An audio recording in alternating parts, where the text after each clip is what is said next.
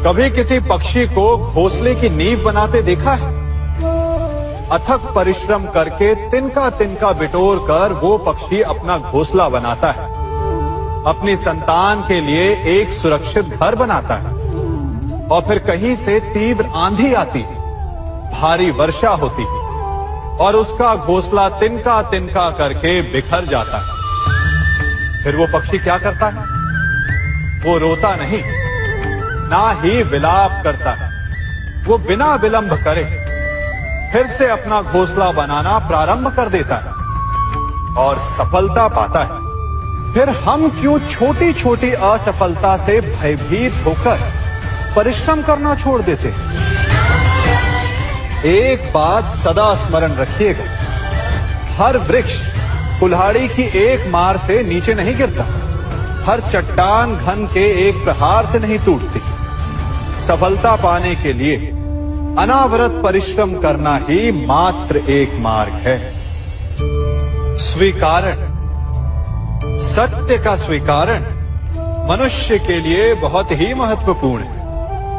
जब तक मनुष्य सत्य को स्वीकार नहीं करता, उसे असत्य से लड़ने की शक्ति प्राप्त नहीं होती। जब आप भोजन करते हैं तो क्या होता है? आपका पेट स्वीकारता है कि वो भर चुका है और आप भोजन करना बंद कर देते हैं। जब आपको निद्रा आती है तो क्या होता है?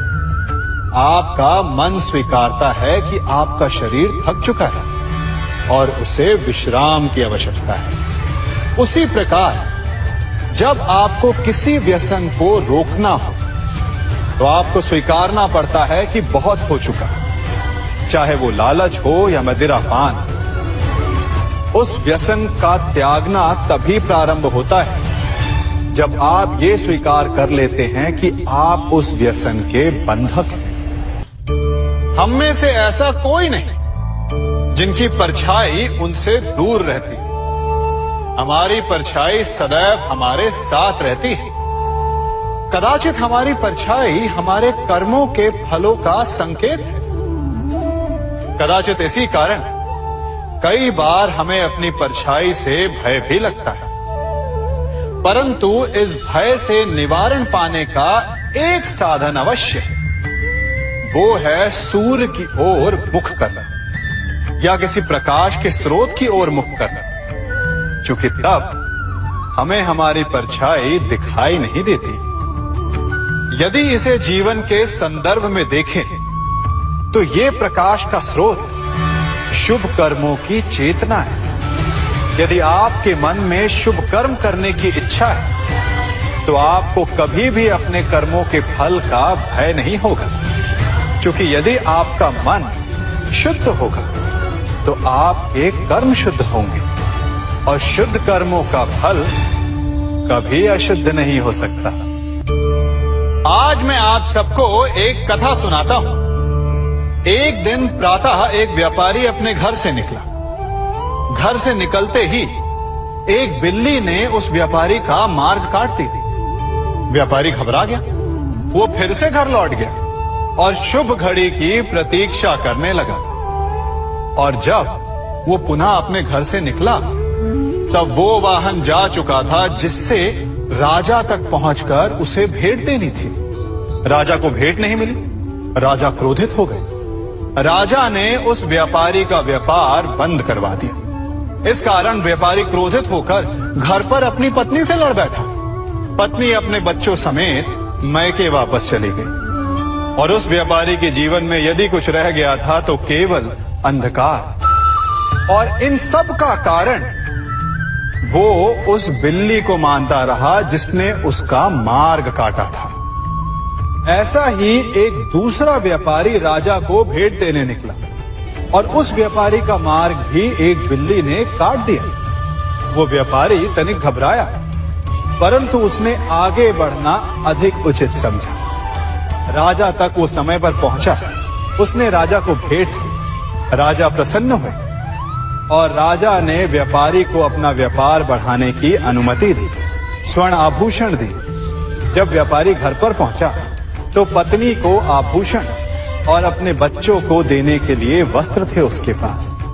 हर ओर प्रसन्नता थी। समझ रहे हैं ना, दोनों के साथ एक ही प्रकार की घटना हुई, परंतु दोनों की प्रतिक्रिया भिन्न थी। ऐसा ही हमारा जीवन भी है।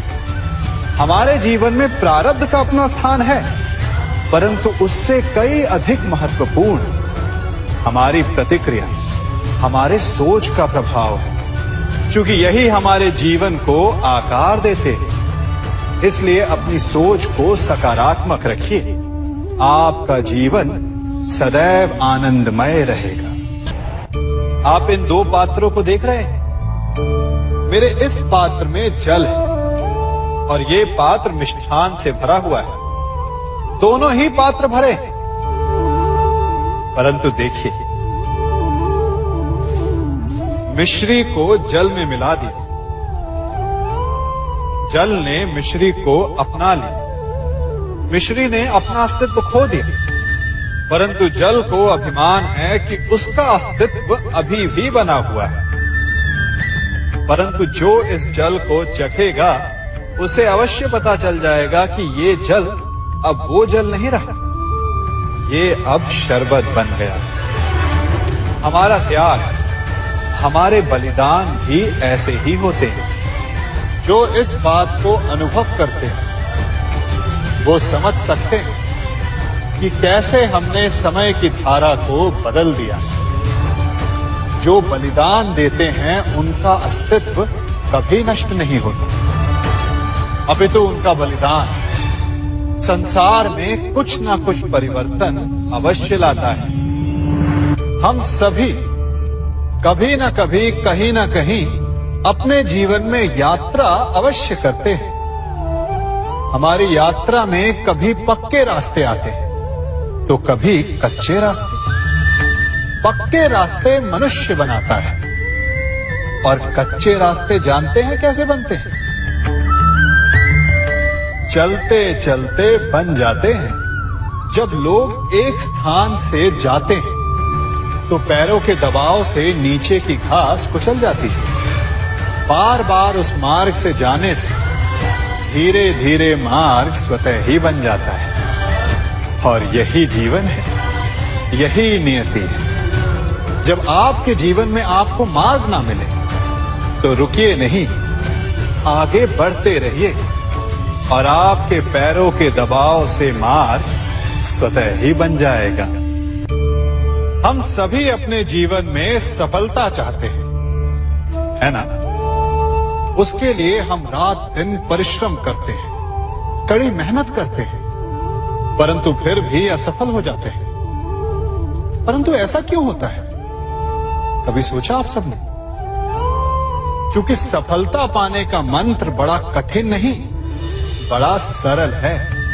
उचित विचार, उचित समय, उचित स्थान पर उचित प्रहार। जब आपके विचार, समय, स्थान और प्रहार यानी परिश्रम उचित है तो सफलता आप ही को मिलेगी। जिस प्रकार एक लोहार लोहे से कुछ बनाते समय उस लोहे के सही ताप तक के आने की प्रतीक्षा करता है और समय आने पर उचित स्थान पर पर्याप्त बल से प्रहार करता है और लोहा आकार ले लेता है, ठीक उसी प्रकार आपकी सफलता भी आकार लेती है।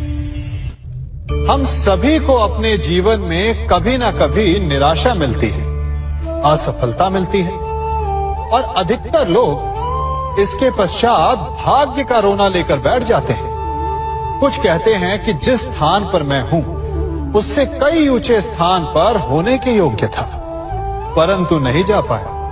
किसी को पीड़ा है कि उसे जो मिलना चाहिए था वो उसे नहीं मिला, भाग्य ही बुरा था।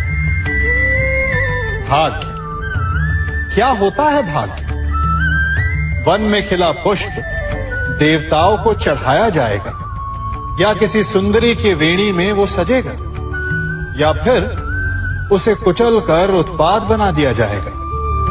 ये सब एक पुष्प के नियंत्रण में नहीं होता, परंतु जब तक उस पुष्प का अस्तित्व है सुगंध बिखेरना उसके वश में अवश्य है। परंतु भाग्य हमारे वश में नहीं, और जो हमारे वश में नहीं उसके लिए दुखी होने से क्या होगा। कर्म पर वश है, वो कीजिए और धीरे धीरे भाग्य आपके वश में आ जाएगा, क्योंकि कर्म ही प्रधान है।